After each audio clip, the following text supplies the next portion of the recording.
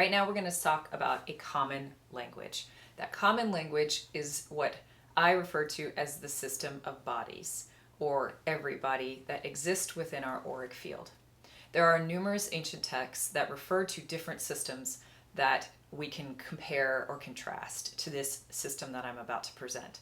For instance, in the Vedas, there are the koshas that are usually the mental and emotional and the physical, as well as the bliss body, etc.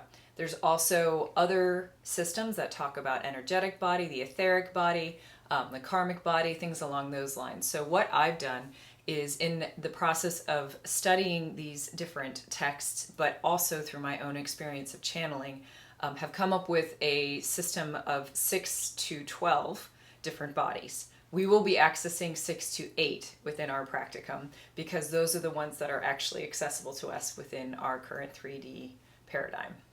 So the first that I'm going to describe are the masculine and the feminine aspects of this body system. So if you've ever seen the caduceus has the spine going up the back of the back, and then it has interchanging Ida and Pingala, which are basically the masculine and the feminine energy systems that go up the back of the spine.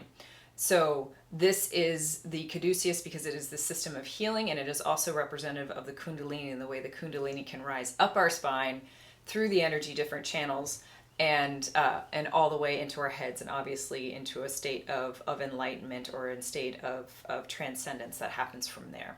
So in a very similar way, our body system is structured masculine, feminine, with that central core spinal being more androgynous. So we're going to start with talking about the masculine bodies in particular. The mental body takes on more of a masculine approach. The mental body is going to be more direct, more straight, more deliberative. Its big brother is its spiritual counterpart, which is the hermetic body. The hermetic body is the body that can go and explore higher worlds and also looks into amplification and diminishment of energies and experiences. On the feminine side, we have the emotional body, which is something that is very spherical in nature. It's governed by magnetism, whereas the mental is governed by electricity.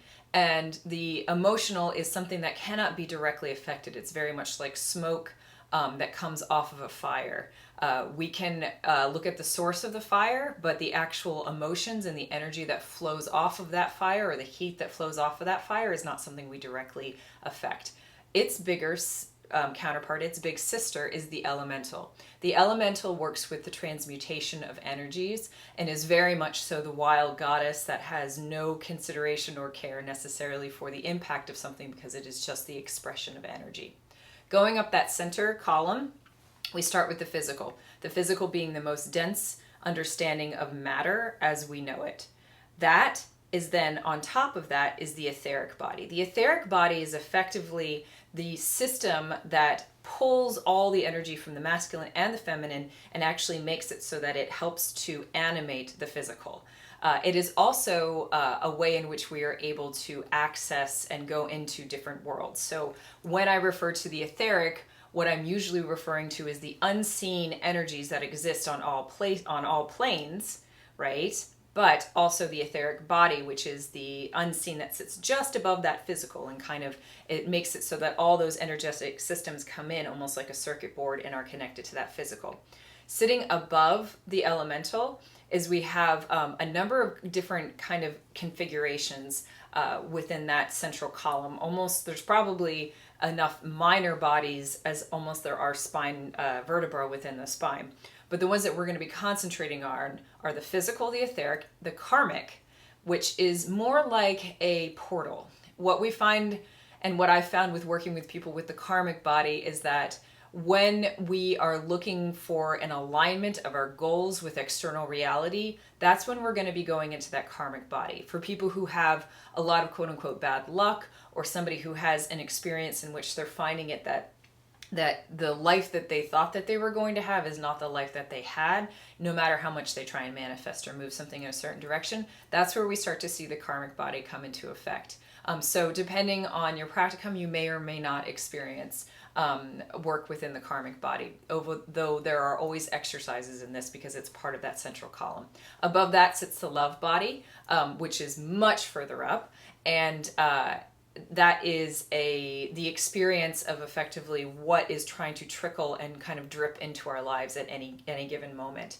When we are being alchemists, we are seeking to recognize the connection between heaven and earth, which is that love body and that physical body. And it's not just about necessarily shuttling between those two experiences, but more about expanding our experience in the 3D to encompass that love body as it exists all the time. So we strengthen our awareness of our love, we strengthen the experience of the whole of the masculine and feminine and physical as that central column. We experience all of that, and we're able to recognize that our energy rises up the spine. It doesn't just exist up here, it actually exists in the spinal column all at the same time and doesn't necessarily have to shuttle between the two.